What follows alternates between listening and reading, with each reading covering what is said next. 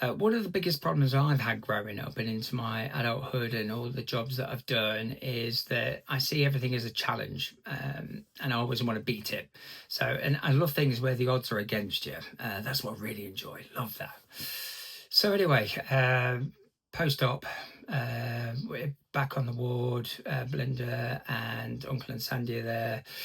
Um, Everything's fine. I'm on that many drugs. I wouldn't know if it wasn't, but it's the day after this surgery. So doctors have been round, they've done all their checks, everything seems fine, bloods are okay, no concerning issues or anything post-op. So now it's about trying to get back on my feet. So physiotherapist comes over, he says, right, Mr. Anderson, what we want to do is get you on feet, get you walking up and down the ward, get you fit and strong, and, get everything moving again, because the last thing we want you to do is to develop a PE. Okay. But yeah, so we want to start that today. If you feel like you can do that, you can tell me no, but you're still doing it. So either way, well, we're going to be doing that today. So yeah, okay, let's do that. So a couple of hours later, physiotherapist comes over and he says, right, let's have a shot. So plan is we're going to get you up on your feet, which wasn't as easy as that sounds because I've got that many wires sticking in me at the moment. You've got to move them all about. It's like trying to untie a knot, and then you've got to hold wires. So I need help to do that, to walk. Otherwise, I'm going to trip over the wires or pull something out. But we're going to keep it nice and simple, and we're just going to walk up and down the ward. That's it. We're going to do it once, as far as you can go to the end of the ward, back, and then we'll try again later on. Okay, fine. So get up. I get up on my own. Wires get moved, and off we go. So I walk down the ward. Is Rob, just slow down a little bit. It's not a race. It's it's more of a marathon at the moment. Let's take your time. But every fibre of my being just wants to get to the end of this ward, see if I can do it. So yeah, I do probably go a little bit faster than I should have. We got to the end of the ward, and I said to the physio chap, I said, right, I think I can go a little bit further. There's a big long corridor down there. Can I have a shot at going down there? He says, well, we don't really need to do that now. Let's hold back on that. We'll see how you feel. We'll do the ward again and then see how you feel. Then if needs be, we can try later. I get it, but I really do feel strong right now. And if I've got my mindset on something, I know I'm going to regret not trying it now. So please, can we give it a shot? He says, well, okay, well, look, if you want to try it, we'll try it. I'll be with you. So we did it, and I managed to go down to the end of this corridor. Admittedly, the further I went down this corridor, the tighter I felt. My legs became a lot heavier. So I knew where I'd reached my limit, and then we went back to the bed. So absolutely fine. Moved all the wires, laid back down. He says, okay, well, that was really good. Well done. I can see that you're determined to do this. So I like patients like that. So I'll come back in a few hours and we'll have another crack at it as well. So brilliant. So, and that's how that was. Belinda and Uncle and Sandy had to go back home because they obviously all had jobs. Nothing really was going to happen. They spoke to the doctors. They said everything was fine. It's more about physio at the moment. Get me up and moving, and eventually I'll get all the wires out. So that was fine. So we did the walk again, went a little bit further after Uncle and Sandy and Belinda had gone. And then they moved me into a little, still in ICU, but this big room that was in ICU because they needed the bed that I was in. So they put me into this little room. It was like a glass room inside of a room where I could still get 24-hour care. Plus I still had all these wires and connectors connected to me. And then eventually these wires came out. The doctors, once they felt that everything was in the right direction, they started to take the painkiller wires out, and the tubes were coming out. Whatever this damn thing in my neck was, which kept pulling, that came out. My catheter came out, which was great. Finally got a catheter, by the way. Not a cannula. Oh, I've got a cannula, I've got 20 of them. But the cannulas now come out. All that's now really, really left is the bag. Don't want this bloody bag. Anyway, that's there.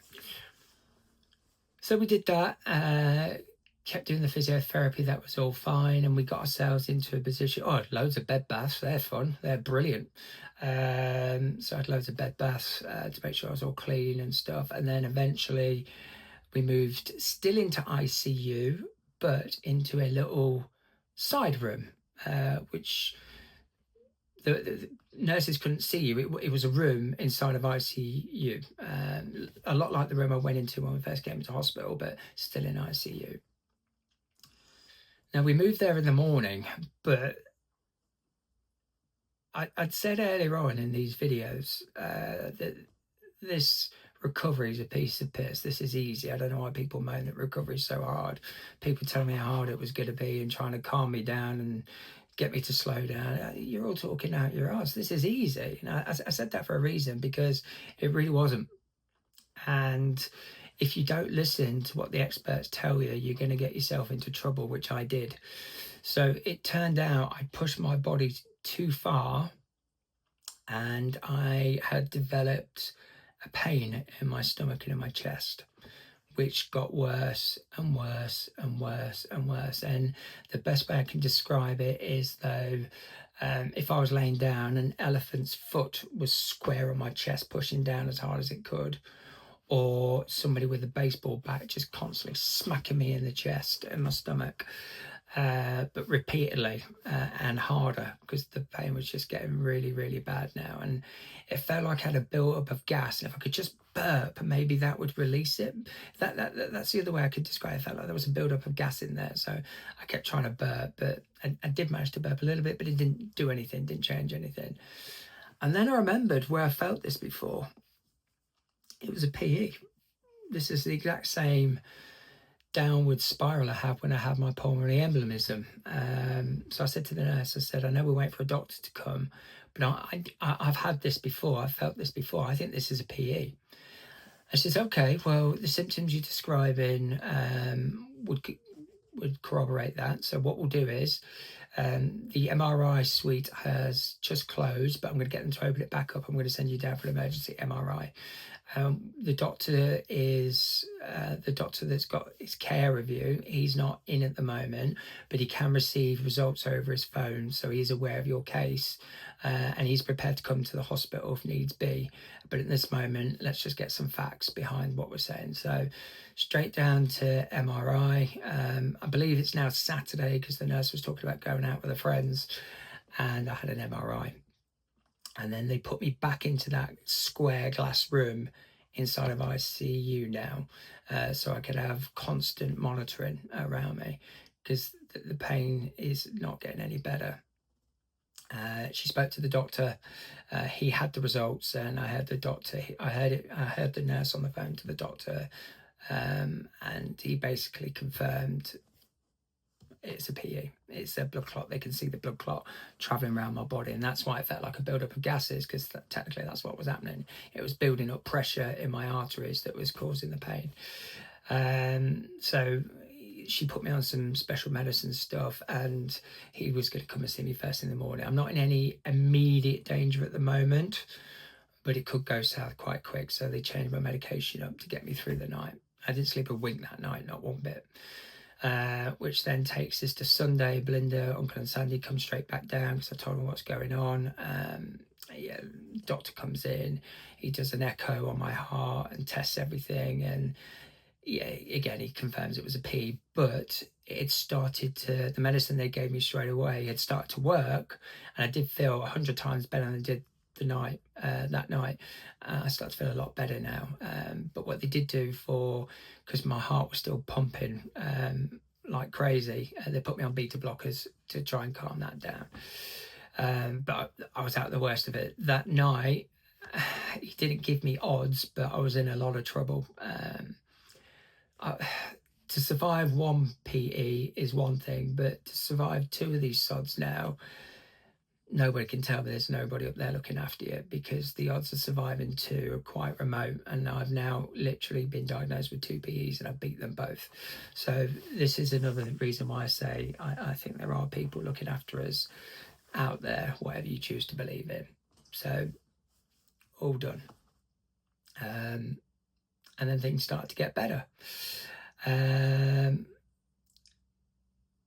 the next thing, as I start to get better, they decide not to take me back to the original room because they still want more physio out of me, but they're going to put me back into that side room again. So we went back into the side room, and I deeply, deeply apologize for this next video.